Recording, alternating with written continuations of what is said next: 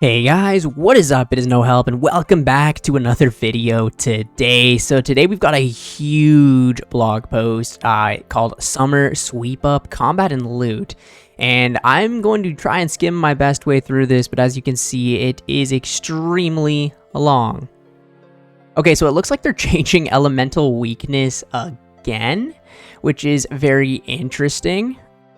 So air weakness.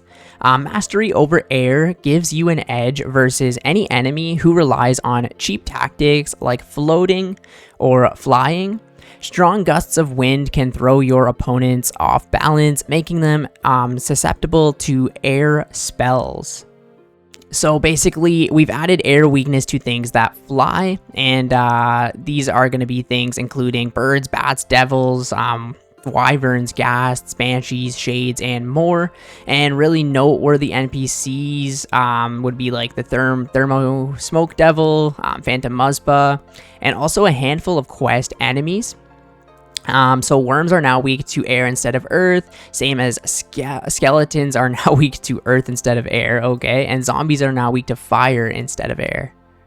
So water weakness, perhaps a little more readily apparent than air weakness. Anything that feels particularly fiery, including demons from the fiery depths of Infernus, will take some serious damage from water spells. So hopefully for a lot of you, there aren't any changes to NPCs with existing weaknesses here, just a slew of new water weaknesses for you to make use of.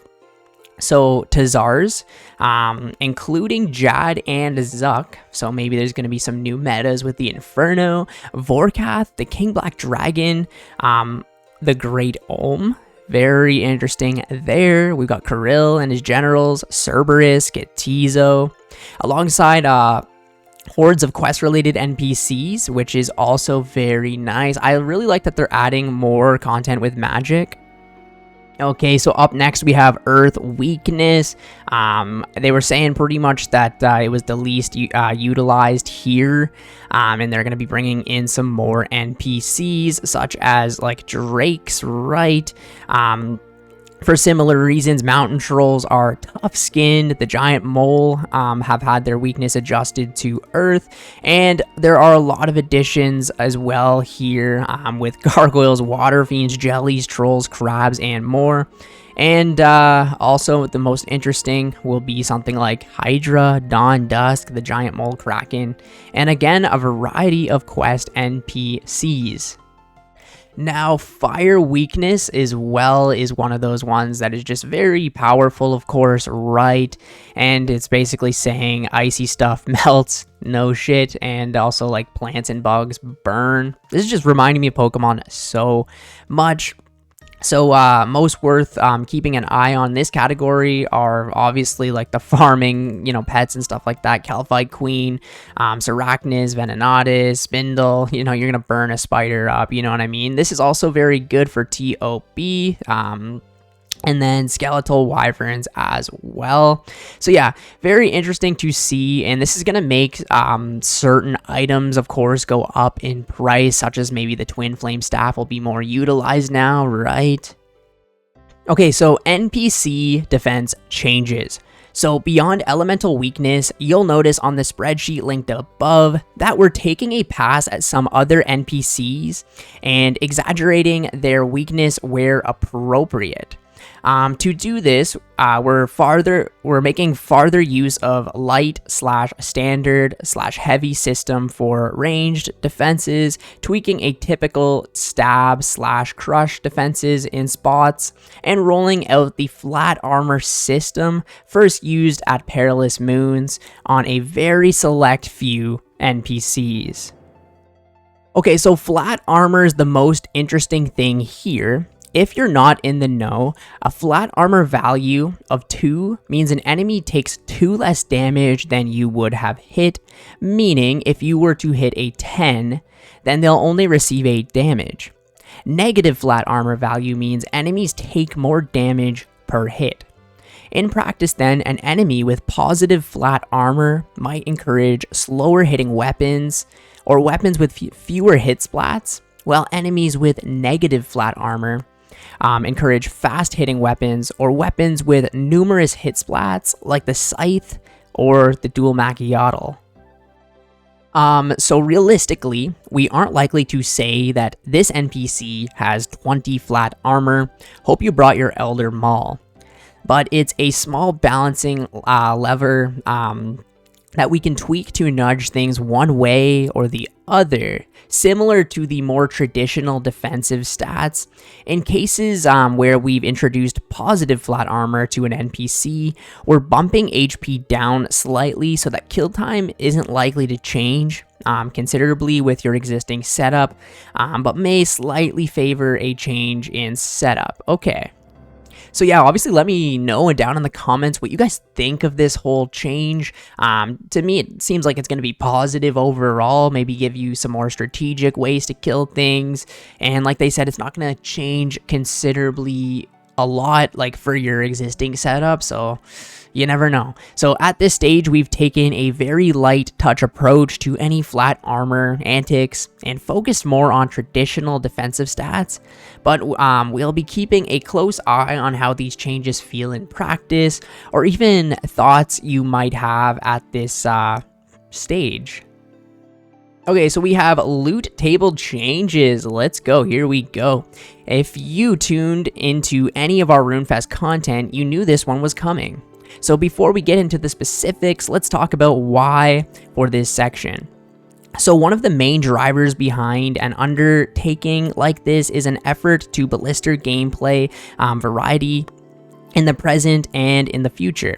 The primary goal behind tweaks to loot tables should be better setting up our delicate economy to provide more EBB and flow interactions where players seeking profit are encouraged to move between activities as their GP output fluctuates over time.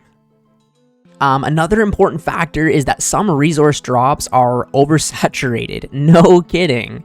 Entering the game in either too high a quantity or from too many sources, which diminish their value over time. Yeah, it's one of those things where they add these resource drops so Iron Man can get them, but then max mains camp this for so long, and so many of them come into the game, right? So Chaos Runes are a great example here. They're reasonably well balanced across the activities where they're obtained, but the sheer quantity and numbers of sources for them mean their value is weakened. So from a GP per hour perspective, none of the loot tables that feature Chaos Runes are really benefiting from having them in the first place. What, are they going to take them out or something? So with the above in mind, we've done some digging into spots where a single activity fulfills too many economic needs, and in turn introduces a too high of a percentage of a specific resource relative to other activities. As an example, consider that Torstal Seeds used to sell for north of 50,000 GP to other players. Following the addition of the Phantom Muska and the Tombs of a Masket, the supply of Torstal Seeds rose dramatically, and they now fetch a measly 6,500, right? That's insane that many of them came into the game. So the knock-on effect of this is that the future table to have a good Torstal Seed drop means one that has a similar GP value to a good Torstal Seed drop at the time of release for Tombs of a Masket or Phantom Muska.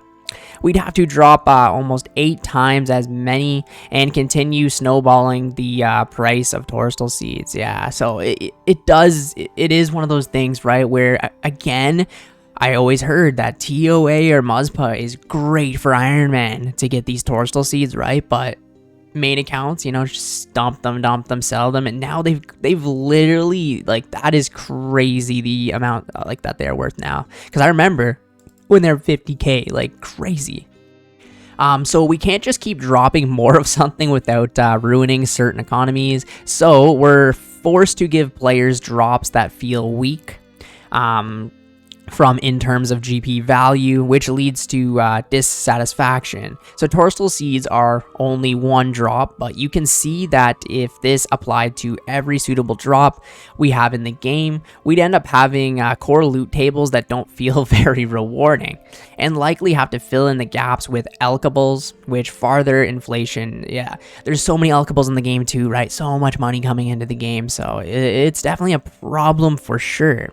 There may be some Iron players reading this, me, and worrying about feeling starved of resources all of a sudden, but we don't believe that this should be the case. From an economic perspective, even a small nerf in supply of something like Torstal Seeds from a handful of places can have huge benefits on their value, and we reckon we can make economically significant changes without having Irons feeling a squeeze or resource shortage. Yeah, I mean, imagine they like take them off, like the Chaos Runes, for example. I mean, the Chaos Runes is a bad example because you can get them from other sources like the Tockle or whatever. But, you know, certain seeds, they just take them off or whatever. It's like, damn. So this is also something cool. Shark Chum is similar to Diabolic Worms, being an anglerfish rate enhancer, except for sharks. Shocking. We believe this kind of significant rate enhancer should help add more value into gathering skills like fishing, while still being profitable to sell on if obtained as a drop. So to be clear, we're not looking to roll out some kind of skill enhancer for every gatherable resource. We'd like to experiment with more of them for high level resources specifically, so that we can tone down on raw drops, but don't ever want to get to the point where players feeling like it's not worth doing X skill without Y skill enhancer from Z-Boss. Yeah, that's where RuneScape 3 had a problem. I think they were called like skilling Chinchampas or something, and you pretty much needed them to skill or whatever, you know, or double XP weekend. I don't know what that game is all about. Okay, so it looks like they're doing a lot of changes to the Tombs of Amasket too. So Old School's 3rd raid feels like it was released only yesterday, when in actual fact, it's almost been 3 years. Is that right? That's crazy that it's been 3 years since we set foot in the Tombs of Amasket. While we announced at RuneFest that Raids 4 is on the books for the year 2026, that's good to know, we'd like to make some adjustments to TOA and set it up for success down the line. So first, we'll detail changes that we'd like to make to this raid itself, with a focus on puzzle rooms and the bosses after that. So we need you to help point us in the right direction for what we believe are some much needed loot adjustments. Okay. So first of all, we have the Baba room. I did not really like this room personally, right? So let's see some of the changes. So Protect from Melee now mitigates all damage at Baba, unless invocations which reduce the effectiveness of protection prayers are activated. So Baba spawns fewer baboons, which will die after 1 hit from any attack style. If Jungle Japes is turned on, we see you running your banana 5 seconds, then baboons will drop more bananas on death to account for the reduced number of baboons. Damage from thrown debris is now fully shifted in onto anything you split the damage with, boulders and sarcophagi alike, which should make things a little less frantic.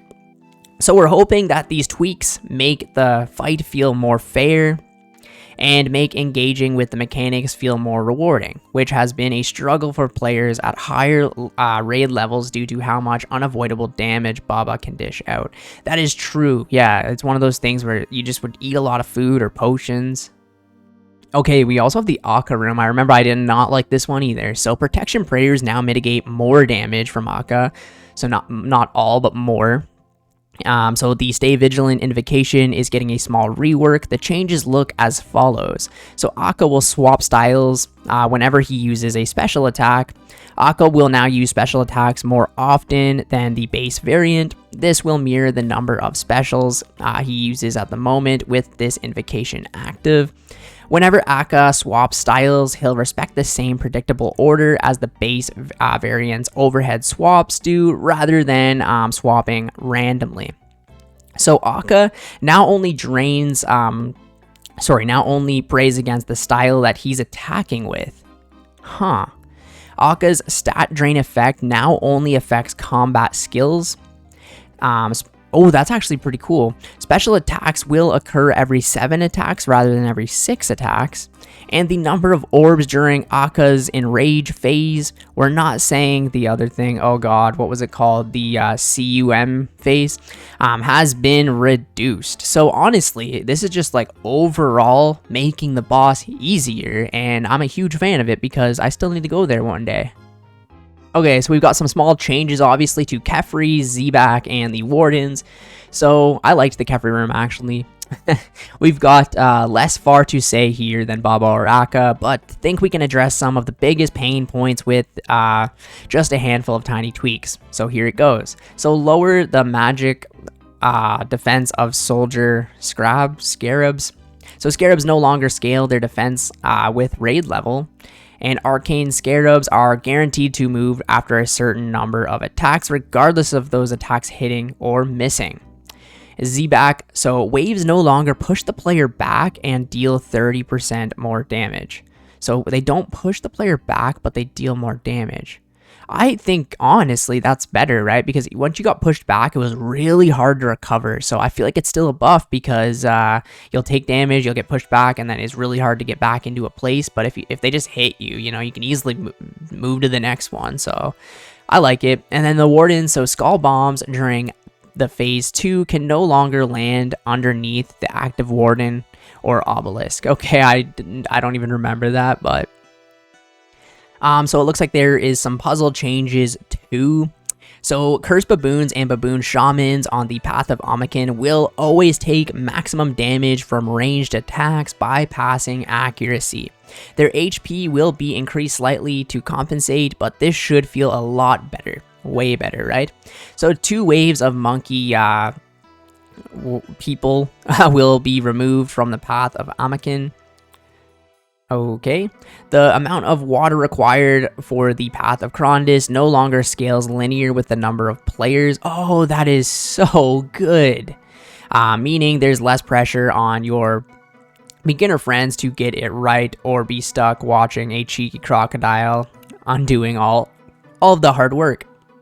And the hit points on the obelisk on the path of Het are slightly reduced, so that 1 downs don't require boosting above 99 mining. Okay, very good changes. Okay, so TOA loot changes. So naturally, it's hard to talk about TOA without talking about its uniques and loot. We spoke about adjustments to regular loot in the previous section, but we want to hear from you regarding uniques. Before we start, it's important to say that this is something we've had our eye on for a while. The changes above will make the raid faster, but we believe loot here is already problematic and don't want to hold off on making the raid better because we're apprehensive about making changes to loot. On release, we received a lot of feedback around higher raid levels not feeling particularly worthwhile, which we did act upon and likely overcorrected. Add on top of that all the changes over the years and player skill improvements that make higher raid levels easier and easier, and we have one of the best melee weapons in the game sitting below 10 mil on the market, and one of the strongest rings in the game being around 2 mil. Yeah, that is very true. They're talking about the Fang, and I guess, what's that, the Light Bearer? While it's not quite as drastic, if the Scythe of Vitter were sitting at 20 mil, we're sure you'd agree that it would be damaging for both the TOB and the wider game. Of course, the Fang isn't as good as the Scythe, but there are still many places where it shines or is a close second, and we believe its value is too south of where it should be. For it to be healthy, right? It's weird because I spent 3 months going for the Fang on my Ironman account, and I was like maxed. And if I had a brand new account, a main, right, I would say within a month of playing, I could buy the Fang easily. And it's like the second best weapon in the game, so they definitely have a point here. Maybe not in the game, but it's very, like, they're even saying here, like, it's a very close second. It might be the case that we've waited too long to make meaningful changes here, but we believe it's hard. Or we believe it's better to try and make changes for long-term benefit, then hold up our hands and say it's too late. It is never too late. They should always try and make changes if need be.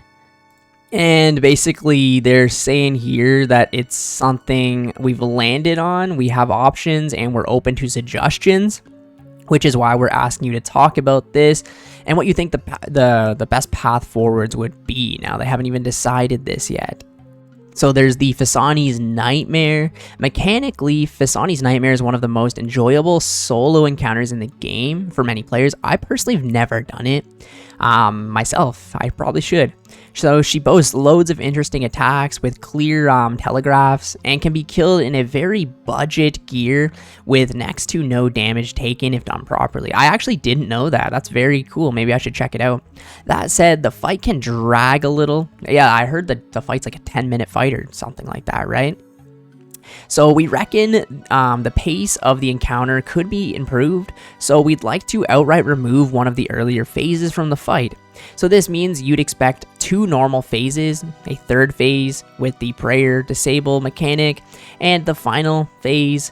We'd also be looking to adjust combat achievement times to compensate, but don't know exactly what those times might look like at this stage. It is weird because one of my favorite content creators ever, Elkan, he always says basically it's almost better to do something in the future.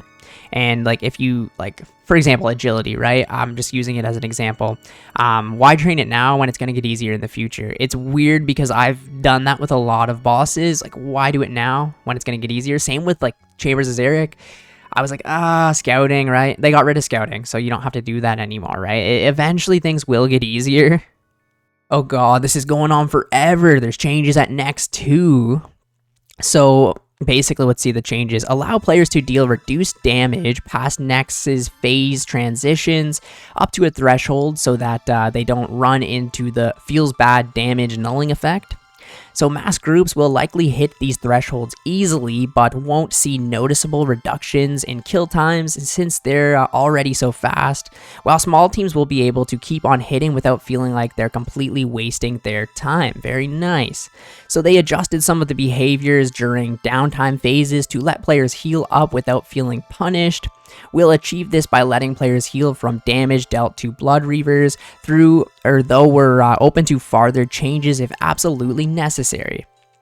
So make her melee attack a little stickier during all phases. This means that if Nex is using melee attacks, she'll use 2 more before swapping, similar to the change we made to Mutadiles in 2023. Additionally, reduce the damage dealt by her magic attacks in the final phase if you turn on Protect from Magic late. So meaning even if you're not praying already, you can still mitigate damage a little with quick reaction. So it's always good, like they're just fixing the boss's like annoying mechanics. So we have the Huedal right here, and I definitely think this boss needs some improvement. So we'd like to boost the wand's power, improve its drop rate, and make some adjustments to Huedal Hide 2 so that they sit in a better spot for the kinds of players who Huey's aimed at. So to achieve this, we'd like to do the following. So bonus damage versus dragons increased from 20% to 40, that's huge. Bonus accuracy increased from 50 to 75, and the ability to auto-cast Ancients. This one's not all that useful against dragons, but might have some niche use for some Blood Barrage antics on extended trips, true. Though we'd expect most players should be making use of elemental weakness while tackling dragons in the wider game. It's a pretty nice starting point to get those burst/barrage slayer tasks kicking. So make the wand 3 times as common, huge, meaning you'd see one in every 69 kills rather than every 207. You're soloing. So yeah, in solo, right? Using numbers from the Oldschool Runescape wiki loot tables for group bosses can be confusing at times. This is probably the easiest way of showing off the change. So improve the drop rate of Huedal Hide from 1 in 35 to 1 in 30. Upon receiving a Huedal Hide drop, you'll always receive 3. Oh my god, this boss has gotten buffed so much. So lower the crafting requirement of Huedal hide armor, meaning it's easier to make than black dragon hide, but harder to obtain. I've loved this, man. It is so good. Oh god, so Perilous Moons and Defensive Ring. So most of what we're looking at, or looking to do here, is a quality of life pass. We'd like to improve the click boxes of the moons themselves, since their movement can sometimes make them a little annoying to click on in the Mists of Combat, and we'd like to take another pass at the fishing and hunting activities within Nepopotzel, since they can be a little buggy from time to time. So for some specific changes and most impactful, here is reducing the number of tornadoes during the Blue Moon's special Brazier phase. As it stands, there's an awful lot of tornadoes, which deal some damage, heal the boss, and contribute to you getting chilled, which means that some players opt to engage with the mechanic not to do the mechanic at all and take a breather instead. So we think toning it down a little should make the mechanic at least feel worth engaging with. Very true. I remember doing that boss a couple of times, especially, and I was just like, I would kind of just not care. So yeah, make it feel like it's worth doing, right? While not strictly related to the Moons of Peril, we'd also like to explore adding a new reward to aid players getting into it, offering powerful armor sets and weapons in all three styles. The Moons have become a staple progression point for many players, especially Ironman, but even with damage mitigating strategies like step unders, it's still possible to take a real beating here, even while you're wearing your tankiest gear. So to that end, we'd like to add a defense-focused ring somewhere to aid players in racking up kill count, while giving some use to a boss that doesn't offer much at the moment. So the Deranged Archaeologist. This is a new ring, and the stats are a bunch of defensive 20, 20, 20. So it's not going to be amazing, but okay. I like that it just says new ring, right? So this might step on the toes of the Ring of Suffering a little bit, but Suffering still has range defense, magic defense, prayer bonus, and the recoil effect on top. So obviously it's still going to be better, right? With its value being largely tied to other Zenyte jewelry, we're pretty confident this shouldn't harm the Ring of Suffering's position in the game. So since we're on the topics of defense-oriented rings, we think the Granite Ring could stand to be a little stronger when considering its source. So we'd like to bump its number up a little bit. So this is going to be the Granite Ring new and the Granite Ring I new. And you can see the stats right here. Okay, so we've got Oar and Bryofa and the keys. So this is something that they wanted to do with the Royal Titans release, but they didn't, so here we go. It's no secret that the key system used to fight Oar and Bryofa isn't well liked, particularly if you're gated out of combat achievements because you've not done your shift at the Hill or Moss Giants. On the flip side, their uniques are valuable for the tier of players that they're aimed at, and would likely plummet in value if they were freely obtainable. Plus, it's a nice to have the occasional "oh cool" moment if you're on a Hill or Moss Giant Slayer task. It's cool, but yeah, it's one of those things where max players or even mid-game players, they don't really do those tasks anymore. So that means we need to find a way to open the bosses up a little, protect their uniques, and retain some use case for keys that players might already have or obtain in the future. So imagine you have like 500 of these and they just get rid of the keys, like damn. So here's what we've cooked up. So Oar and Bryofa no longer require a key to fight. Damn, okay. But they can drop their own respective keys. To compensate, each of them is given reduced simple loot table. So this loot table is similar to the regular giant variants, with a chance at the giant bones members only for a chunk of prayer XP when buried. They can also be used on, or they can't be used on altars, okay. And an increased chance for each boss respective key. So inside each of their layers is a chest. It's kind of exactly what I pictured, requiring a giant or moss key to open, whose loot table is the same as the existing one. So this chest can only be opened after the boss is defeated. So we reckon this solution ticks all of the bases outlined above. So let us know if we're missing any key details. Yeah, I really like this. It was one of those things where I think I've got like 1 KC at each of them, and I could just farm and farm and farm. I don't think there's pets. Maybe there's pets for them, right? I don't know. Very nice update, even for free-to-play players. One of my favorite bosses here is Cberus, so who let the dogs out? Fortunately, not the key master. He's got Cberus under lock and key ready for your Hellhound Slayer tasks. So over the years and over the course of many Hellhound Slayer tasks, it's become clear that Cberus isn't everybody's cup of tea. But we reckon a few small tweaks could dramatically improve the feel for the boss. So adjust the lava pool attack so that it's easier to react or predict. Reduce their radius so that they only deal damage on one tile. Oh, that is so nice. Slightly improve the drop rate of the Keymaster teleports. Thank God, they're very rare. To break even if you're doing extended trips. So make Keymaster teleports tradable. Oh, good God. In line with other teleports. Yeah, it was weird how they weren't, but okay.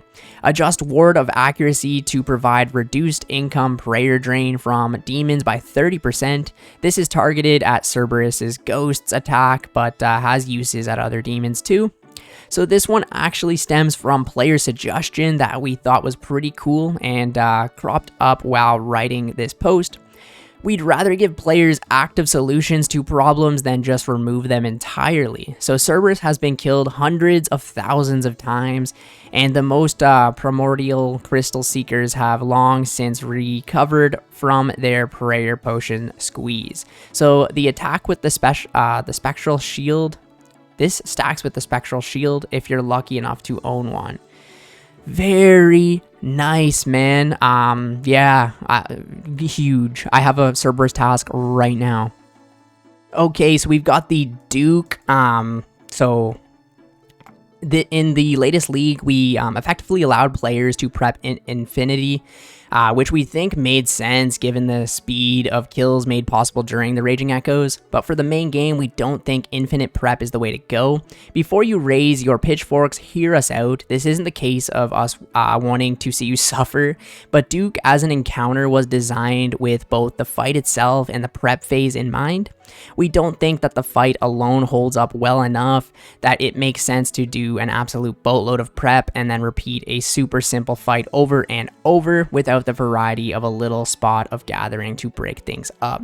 Having said all that, we know that we could strike a better balance, so we'd like to propose letting you prepare for 3 kills in advance, meaning you can hold enough raw resources to produce 6 vials of the potion. So this means you can do a slightly longer prep phase to set up for a number of kills, which should be at least a step towards reducing the time spent prepping for players who aren't a fan. Naturally, this means that kills per hour will increase, so we'll be bumping Duke's HP by 10%. Since we think Duke's time to complete is a reasonable position and doesn't need much speeding up. I always like how if they buff something, they kind of like almost make it to where it was before, where the quality of life is better, of course, but it's not overpowered now. And the other changes section. So while we've taken the time to give a little more detail on the headlines, we have a handful of other changes that we'd like to make that shouldn't need all that much explaining. Ready yourself for a rapid fire list. So increase the range of those range weapons of Ralos by 1. This sounds small, but should open some new cases and improve existing ones for this strong but niche spec weapon. Allow halberds to hit flying enemies like Anvises. That's going to be good for clue scrolls, of course. Allow Demon Bane weaponry to work on the Ice Demon at the Chambers of Xeric. Fire Surge should still remain the most effective way of dispatching this demon foe, but this is a nice alternative if you're willing to sacrifice an inventory space. Add some kind of indicator drop for successful rolls on the vestiges dropped by the Desert Treasure 2 bosses. Each vestige requires 3 invisible rolls going on behind the scenes. We'd like to add some kind of drop. a gold ring, for example, that lets you know when you've hit a roll on the Vestige. If you've already hit 1 or 2 out of the 3 rolls, you'll receive an indicator of your progress on your next kill. Effectively, this doesn't change anything about how soon you'll obtain the Vestige, but you'll know how close you are. Okay, so players with the Grandmaster combat achievements completed will be able to show their Zuck helm to the Tazar and gain on-task damage bonuses without any of the other on-task benefits. For those speedrunners out there, very nice. The Grandmaster combat achievement reward that increases the duration of summon thralls to 2 minutes will be moved down to Master. This is probably the reward that feels most impactful and the most frustrating of the reward to lose on a new release. Very true. So we'd like to bump it down to alleviate frustrations from Grandmaster players and make something that feels impactful just a smidge more obtainable. Tidy up magic attack animations, spells, and powered staves in PVM scenarios so that they don't feel visually delay the player's movement. And that is a wrap. Wow, lots of huge changes, and most of these I feel like will definitely be coming into the game. Of course, they're just so good. And yeah, that is the summer sweep up for 2025. Thank you guys so much for watching this long video today. If you did watch the whole video, comment sweep down in the comments. I appreciate it. I will catch you guys in the next video. See ya later.